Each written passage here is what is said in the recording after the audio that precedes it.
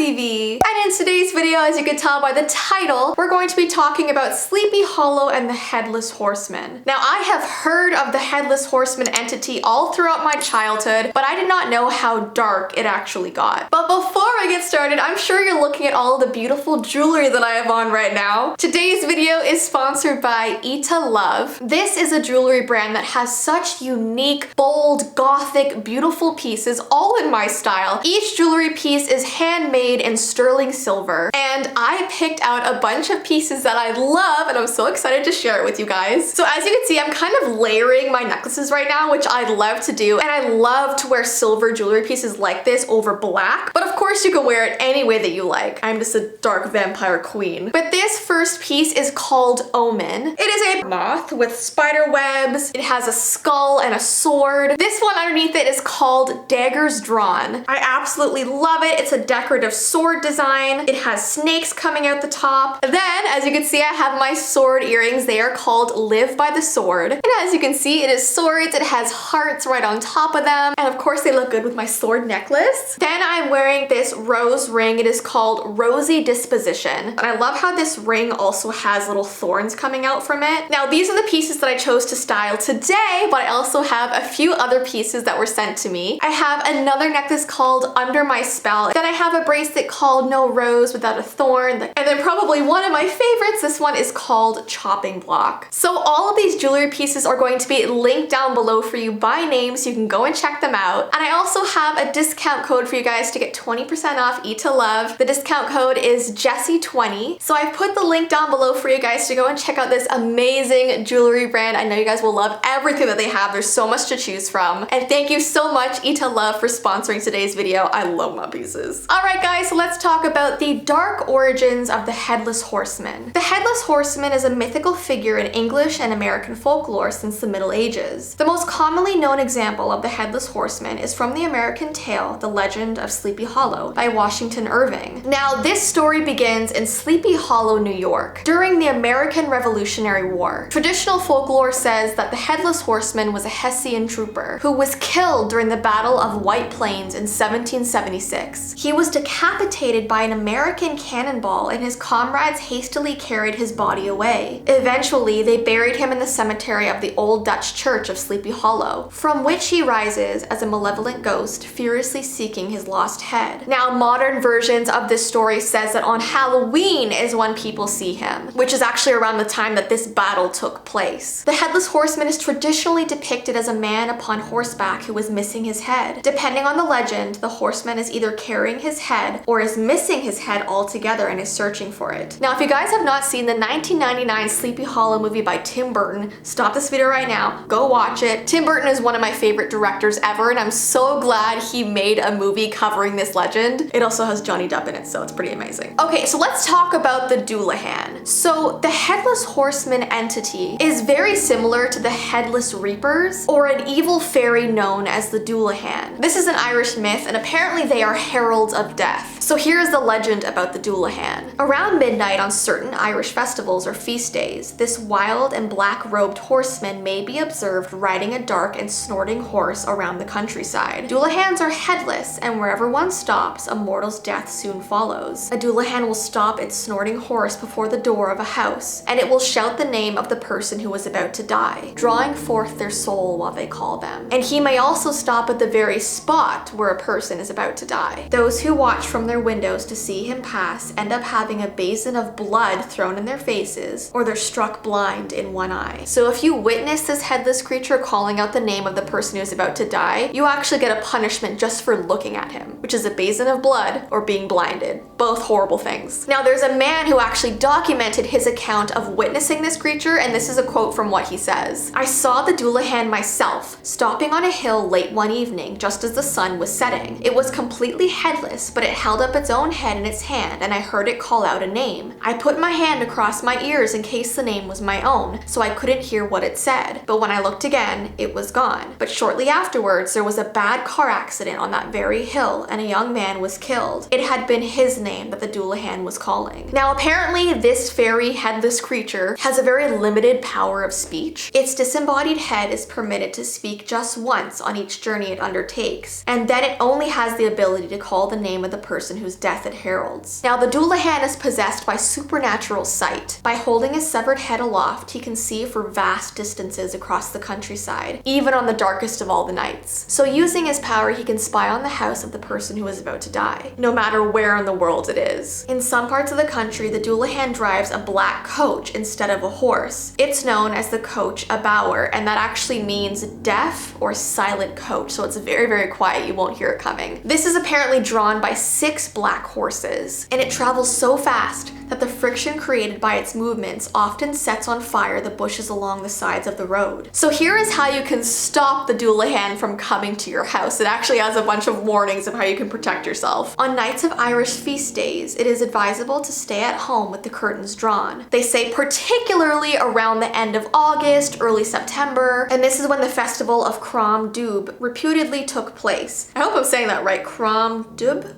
Sorry. If you have to be abroad at this time, be sure to keep some gold object close at hand, as an artifact made of gold may frighten him away. Apparently the Dullahan has like an irrational fear of anything gold, no idea why, but it says that even a small amount of gold may suffice to drive them off. But at the very bottom it says, however, there is no guaranteed defense against the Dullahan because he is death's herald. So really, if you're going to die, you can't really stop it for too long. It's almost like the Final Destination movies. It's gonna happen no matter what. But anyways, that is the dark history of Sleepy Hollow, of the Dullahan, of the Headless Horseman. They all are very, very similar. But yeah, I hope you guys enjoyed today's video. If you want me to do more videos on creepy Halloween legends, definitely give this video a thumbs up and let me know. Don't forget to check out the Eat to Love link down below in the description, but I hope you guys have an awesome rest of your day, and I will see you in my next video.